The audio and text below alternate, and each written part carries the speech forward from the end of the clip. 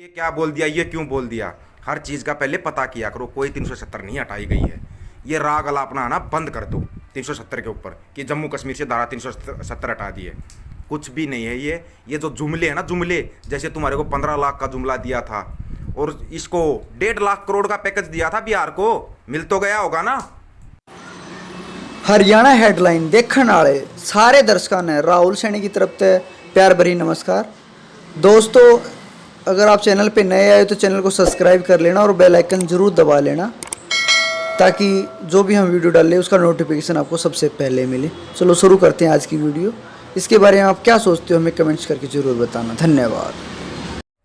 राकेश टिकैत साहब का भाई बड़े चैनल आप वही लोग बयान देते हैं ना, तो वो बयान क्या है, बड़ी जल्दी पहुंच जाता है लोगों तक और लोग फिर उस पर अपना अपना ज्ञान देने लग जाते हैं, अपना अपना ज्ञान देना शुरू कर देते हैं। क्या हाल है साहब आज भाई कि भाई आर्टिकल 370 हटने के बाद कश्मीर का किसान बहुत परेशान है, ये बयान दिया राकेश टिकैत साहब ने। पहले तो राकेश टिकैत साहब से ही पूछो कि 370 हटा कहाँ से है। जो बोल रहे हैं ना अनुच्छेद 370 को हटा दिया या उसके लिए किसान परेशान हो गए, 370 हटा कहाँ से है, पहले तो ये पता करो वो जाके। कोई 370 नहीं हटा है। अगर ज़्यादा कन्फर्म करना है ना तो फिर जो चिल्ला रहे हैं ना कि 370 हटा दी, 370 हटा दी, तो प्लॉट जाके क्यों नहीं लेते भाई कश्मीर के अंदर? जाके प्लॉट ले लो, हकीकत का पता लग जाएगा कि कौन सी 370 हटाई है, नहीं हटाई है। नहीं तो जिस दिन 370 हटाया था उस दिन का बयान जो अपने गृह मंत्री हैं, गृह मंत्री साहब का बयान जो संसद के अंदर दिया था, ध्यान से पढ़ लो, देख लो ध्यान से। क्या बोला था उन्होंने बोला था राम राम साहब कि 370 बी के अंदर हमने कुछ संशोधन किया है। 370 बी के अंदर उन्होंने कुछ संशोधन किया है और 370 ए अलग चीज़ है। पहले तो ना आप ना ये पूरे अनुच्छेद पढ़ के आया करो, 370 क्या चीज़ है क्या चीज़ नहीं, कि धारा 370 हटा दी। हमने भी मुबारकबाद दी थी भाई, ठीक है धारा 370 हटा दी तो अच्छी चीज़ है कि भाई जम्मू कश्मीर को जो अलग थलग समझा जाता है वो हमारे उसमें मिला दिया जाएगा। और ये बात फौजियों से ज़्यादा कोई नहीं समझ सकता 370 का कितना फ़र्क पड़ता है, कोई नहीं बता सकता। सिविलियन को तो पता ही नहीं होता 370 का फ़र्क क्या पड़ता है, क्यों उसको अलग थलग राज्य माना जाता है जम्मू कश्मीर को, क्यों इतना पैसा पाया जाता है। इतना तो पूरे देश का बजट होता है और इतना अकेले जम्मू कश्मीर का बजट होता है। बजट का जो असर पड़ता है, जो आम आदमी की जेब पर असर पड़ता है ना, वो जम्मू कश्मीर के कारण पड़ता है। फिर जो वहाँ पर शहीद होते हैं ना, जो फौजी शहीद होते हैं, वो आम गरीब के किसान के बच्चे होते हैं, किसी बड़े नेता के या किसी बड़े भी नेता के बच्चे नहीं होते जो वहाँ फौज में जाते हैं और जो वहाँ पर शहीद हो रहे हैं, वो आम परिवारों से बच्चे आते हैं, वो वहाँ पर शहीद होते हैं। पहले तो ना आप लोग ना कन्फर्म करके आओ ये 370 है क्या, तब बताना यहाँ पे आके। टिकैत साहब आपने जो बयान दिया 370 हटने के बाद, कोई 370 नहीं। वो बी में जो अनुच्छेद किया गया था ना, वो किया गया था बड़े बड़े उद्योगपतियों के लिए। क्या किसी ने वहाँ पे प्लॉट लिया? कोई आम इंसान कोई प्लॉट ले सकता? जाके नौकरी कर लो ना, नौकरी लेके दिखा दो। जो जम्मू कश्मीर के अंदर नौकरियां मिलती हैं, जो स्टेट गवर्नमेंट की नौकरी हैं, जैसे हमारे हरियाणा की नौकरी है, यहाँ पर ऑफिसर जो बनते हैं ना, वो बिहार से गुजरात से लोग आके बन जाते हैं। वहाँ वैसे जम्मू कश्मीर में लेके दिखा दो नौकरी, पता लग जाएगा 370 क्या है। अगर इसके ऊपर बोलने लगे ना तो बहुत लंबा और चौड़ा हो जाएगा, किसी की समझ में नहीं आएगा। कोई 370 नहीं हटाई गई है। नंबर एक बात, जो ये कहता हूँ ना 370 हटा दी, खुले में आ बहस करने के लिए बिल्कुल आमंत्रित हो। खुले में बहस करने के लिए आमंत्रित कर रहा हूँ। जो ये कहता हो कि 370 हटा दी मोदी ने, जो ये टॉफ़ी देता ना, टॉफ़ी सदा पॉलीथीन के टॉफ़ी पकड़ा देता लोगों को, ये टॉफ़ियाँ ना दूसरों को देना। जो समझदार आदमी होंगे ना, उनको ये टॉफ़ियाँ देने की ज़रूरत नहीं होती, कोई ज़रूरत नहीं है टॉफ़ियाँ देने की। नहीं तो ना जो ये अभी कमेंट कर रहे हैं ना, सही का आना सूबेदार मेजर हैं आर्मी के, सूबेदार मेजर, वो कमेंट कर रहे हैं, वो बता देंगे मैं क्या बात बोल रहा हूँ क्या नहीं बोल रहा। अगर एक सैनिक की बात समझ में नहीं आती तो सूबेदार मेजर साहब हैं जो यहाँ पे कमेंट कर रहे हैं, अभी आईडी के अंदर ही कमेंट कर रहे हैं। तो कितने जुड़े हुए हैं आर्मी वाले मेरे साथ, उनको भूल जाओ। और तुम जो लोग ये फ़ोन कर कर या कुछ भी करके पूछ लेते हो और ये कर देते हो ना कि ये क्या बोल दिया, ये क्यों बोल दिया, हर चीज़ का पहले पता किया करो। कोई 370 नहीं हटाई गई है। ये राग अलापना आना बंद कर दो 370 के ऊपर कि जम्मू कश्मीर से धारा 370 हटा दी है। कुछ भी नहीं है। ये जो जुमले हैं ना, जुमले, जैसे तुम्हारे को 15 लाख का जुमला दिया था और इसको 1.5 लाख करोड़ का पैकेज दिया था बिहार को, मिल तो गया होगा ना। कितना पैकेज चाहिए? 50,000, 1 लाख, बोलो कितना चाहिए? 1.5 लाख करोड़ का पैकेज। तो बिहार वालों की तो मौज होगी। 1.5 लाख करोड़ का पैकेज लेके बैठे हैं। ऐसे ही धारा 370 को हटाया गया था, ऐसे ही धारा 370 को हटाया गया था। समझ गए? ये है धारा 370 का वो।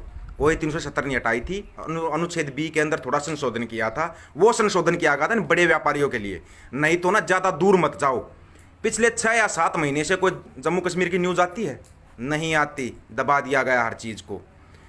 आपने देखा होगा अपने आसपास लोकल शहरों में ही जाके देखो, सेब लेके देखना एक बार कितने रुपए केजी आती है। नॉर्मल छोटी सी चीज़ बताऊंगा मैं।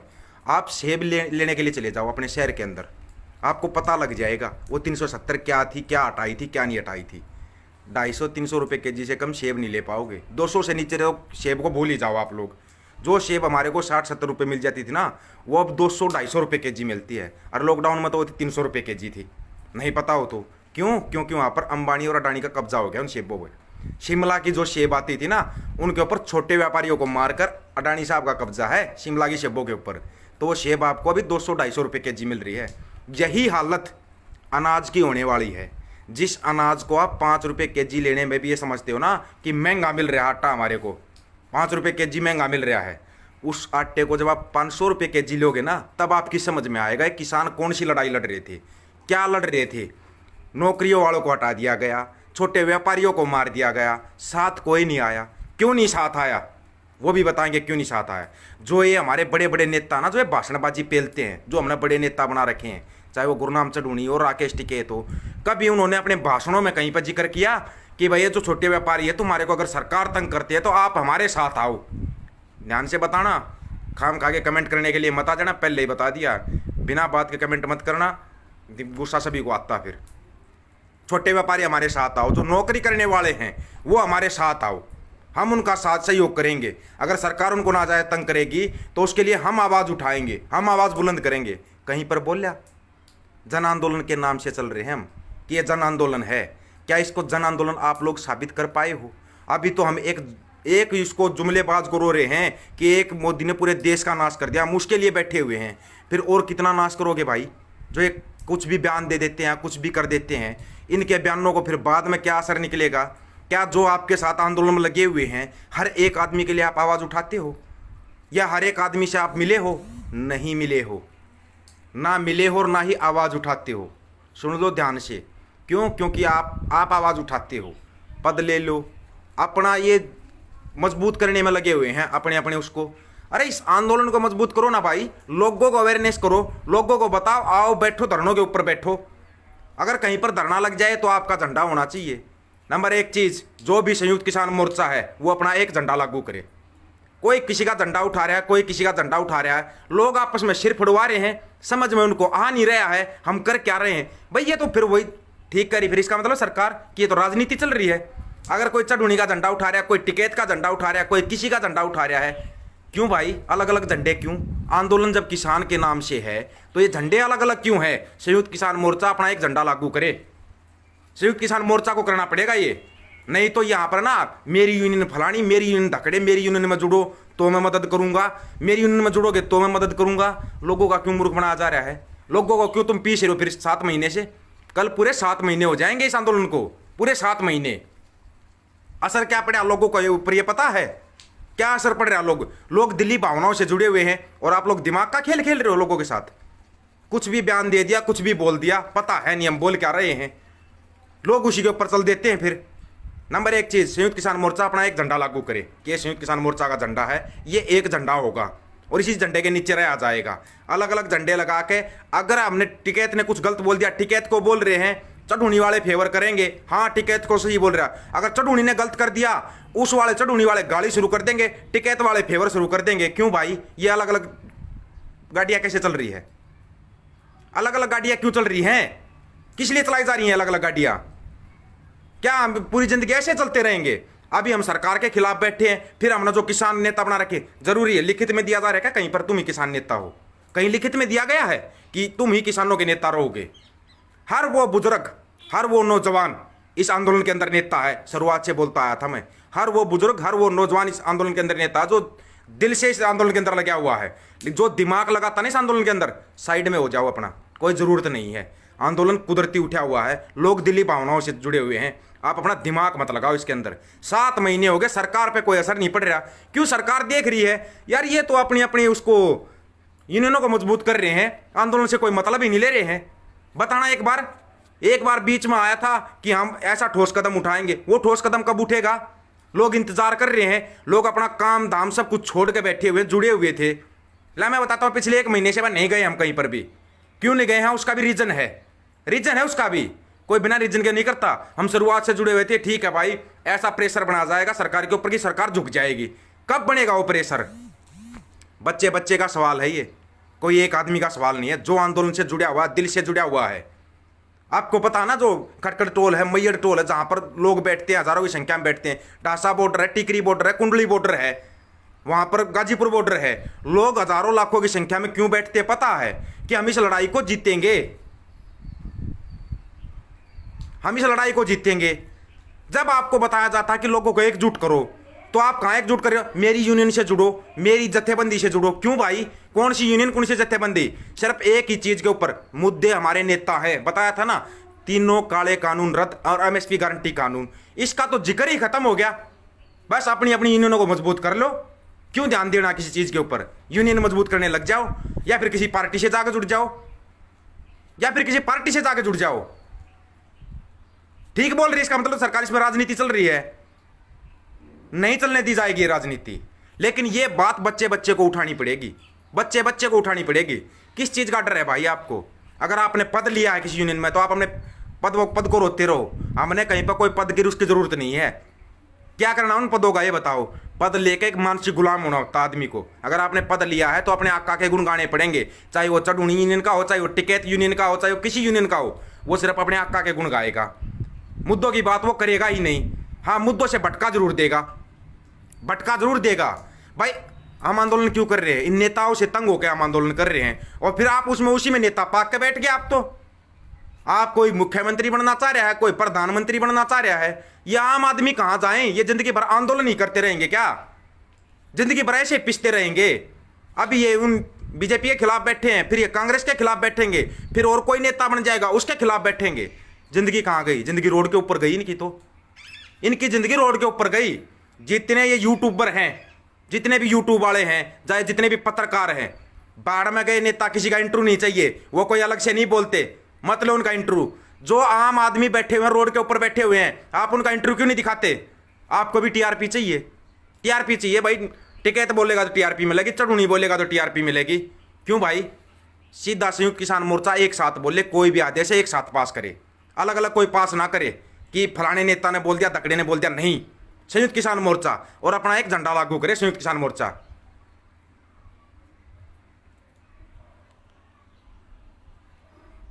भाई इतना लंबा कमेंट बाद में पढ़ कर जवाब दूंगा मैं आपको।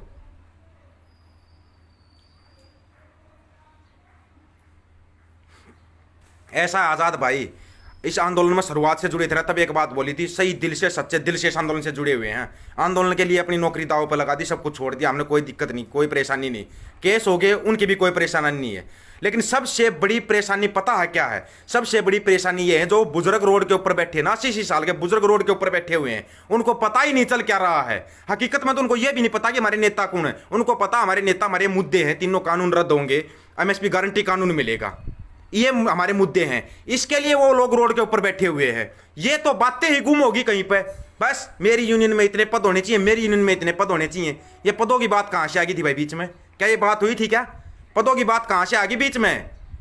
नहीं चाहिए हमारे को कोई पद, नहीं आना हमारे को कहीं पर भी, जब तक संयुक्त किसान मोर्चा कोई ठोस फैसला नहीं लेता है। सीधी बात है, ठोस फैसला किसान मोर्चा को लेना पड़ेगा। आज नहीं कल, कल नहीं परसों। अब लोग इसी इंतजार में हैं कि कब ये ठोस फैसला लेंगे। संयुक्त किसान मोर्चा से डायरेक्ट अपील है, एक तो अपना एक झंडा लागू करो। ये अलग अलग झंडे, अलग अलग यूनियन है, ठीक है, इसमें 500, 700, 1000 यूनियन होंगी भाई। हजारों यूनियन जुड़ी हुई हैं इस आंदोलन में, तो लाखों यूनियन जुड़ी हुई हैं, पता नहीं कितनी पार्टियों से लोग जुड़े हुए हैं इस यूनियन के अंदर। फिर तो सभी अपना अपना झंडा उठाते रहेंगे, अपने अपने उसकी जय बोलते रहेंगे, अपने अपने उसकी जय बोलते रहेंगे। फिर जो मुद्दा था, हमारा मुद्दा कहां गया? हमारा मुद्दा था तीनों काले कानून रद्द, एमएसपी गारंटी कानून मिले, ये हमारा मुद्दा था। ये मुद्दा हमारा कब से बन गया? बस मेरी यूनियन बड़ी, मेरी वो सबसे बड़ी होनी चाहिए, ये कहां से आ गया बीच में? बताया था कि ऐसा कुछ भी नहीं आना चाहिए बीच में। क्यों आ रहा है ये सब? इस आंदोलन के अंदर एक 2 साल के बच्चे से लेके 90 साल का 100 साल का बुजुर्ग है, वो भी नेता है। आगे बढ़ो, आवाज उठाओ। और संयुक्त किसान मोर्चा के अंदर सबका जाने का हक है। आप वहां पर जाने के बाद क्या सवाल करते हो? कौन सी यूनियन है, कौन सी जत्थेबंदी है, कौन से उससे आए हो, कौन से उससे नहीं आए हो? ये संयुक्त किसान मोर्चा से डायरेक्ट सवाल है एक, कि आप किसको आने देते हो संयुक्त किसान मोर्चा की मीटिंग में और किसको नहीं आने देते? जो आंदोलन कर रहा है आदमी, सच्चे दिल से आंदोलन कर रहा है, हर उस आदमी को आकर अपनी बात रखने का अधिकार है। हर उस आदमी को अपनी बात रखने का अधिकार है। अब वो मोर्चे के अंदर आएगा, अपनी बात रखेगा, आपको सुनी जाएगी, अच्छी लगती है उसको लागू करो, अच्छी नहीं लगती उसको रहने दो, रहने दो उसको। बैंड बना दिया पिछले 2 महीने से ना, जो ये उथल पुथल चली हुई है ना, लोग सवाल कर देते हैं कहीं जाते हैं जब, भाई आंदोलन का क्या चल रहा है? क्या बताएं भी आंदोलन का क्या चल रहा है? बताओ ना, क्या बता दें अभी आंदोलन में क्या चल रहा है? ये बता दें। अभी यूनियन मजबूत की जा रही है, क्या होगा भाई यूनियन मजबूत? 500 यूनियन है, हर एक को मजबूत कैसे करे? हर आदमी हर एक में कैसे जुड़ जाएगा? ये बता दो। हर एक आदमी हर एक यूनियन में कैसे जुड़ जाएगा? एक आदमी एक यूनियन से जुड़ेगा। अगर मैं चढ़ यूनियन में जुड़ गया, कल उसको छोड़कर टिकैत यूनियन में जाऊंगा, तो पहले उससे क्यों जुड़ा था? नहीं है ना। सबसे बड़ी चीज मैं बताता हूं, अब जो देखी थी हमने, यूट्यूबर हैं, यूट्यूबरों से फिर मैं दोबारा बोल रहा हूं, जो पत्रकार हैं, जो भी जाते हैं वहां पे जाते हैं, आप इस चक्कर में मत रहो कि कोई बड़ा नेता बोलेगा तब आपका चैनल चलेगा। बड़े नेता के चक्कर में रहना छोड़ दो। आपके कारण ही जाकर लोग नेता बन जाते हैं। जो पैसे वाला होता है ना, वो आराम से नेता बन सकता है। क्यों? मीडिया और सोशल मीडिया पर उसे गुण गाते रहो, वो नेता हो गया।